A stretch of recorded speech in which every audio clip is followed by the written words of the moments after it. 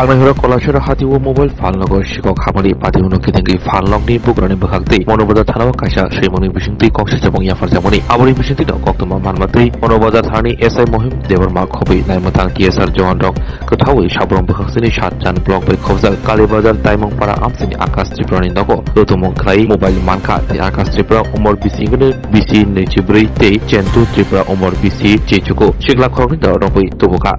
রমজান শিকলা খরমদ মনোবতার থানাও দই যত পাতিবন কিতিঙ্গি শিখে যত কুবই কম অঙ্করি ফেকার নাইমতরে থানি পাতিবন কিতিঙ্গি কাশা মামলাবো ফিনজাকাতে রমজান শিকলা খরমনি ন বুসকানি শালো দরবারাবো ডিহাজানাই হিনি শাখা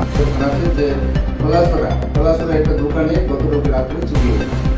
তো ওই দোকানের মোবাইলের দোকান ছিল, ওইখানে উপরের টিন খুলে ভিতরে চোর ঢুকে তারপরে চুরি করে। তো খবরটা আমাদের জিডি এন্ট্রি করা হয়, সঙ্গে সঙ্গে মনোবাজার থানা পুলিশ পিউতে ভিজিট করে এবং ঘটনা দেখে। তারপর এখানে সিসিটিভি লাগানো ছিল, ক্যামেরা ছিল দোকানে। সিসি ক্যামেরা থেকে যারা চোর তারা কিছু ছবি পাওয়া গেছে।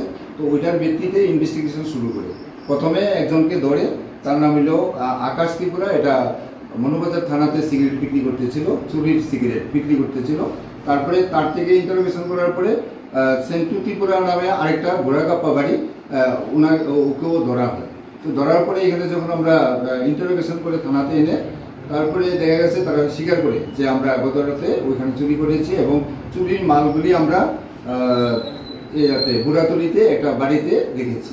তো সঙ্গে সঙ্গে আমরা এক্সিকিউটিভ ম্যাজিস্ট্রেট এখানে এনে এক্সিকিউটিভ ম্যাজিস্ট্রেটের সামনে তারা স্বীকারোক্তি দেয় এবং স্বীকারোক্তি বলে তারা এখান থেকে পুলিশ নিয়ে যায়, আর সঙ্গে করে নিয়ে গিয়ে ওইগুলির মালগুলি বের করে দেয়। এখানে প্রায় 10টা পুরানো মোবাইল, ওই দোকানে নাকি মোবাইলের মেকানিক্স ছিল, রিপেয়ারিং কাজ করতো, যেমন 10টা রিকভারি করার মধ্যে 10টা আছে পুরানো মোবাইল, আর মালিকের 2টা মোবাইল ছিল, তারপরে টাকা 1500 টাকা ছিল, তারপরে একটা পাওয়ার ব্যাংক ছিল।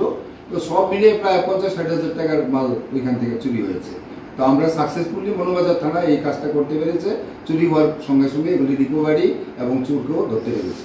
আর আমরা আইনানুগ একটা এফআইআর হয়েছে, এই অনুসারে আমরা আইনানুগ ব্যবস্থা নিচ্ছি, তাদেরকে কালকে কোর্টে ফরওয়ার্ড করা হবে।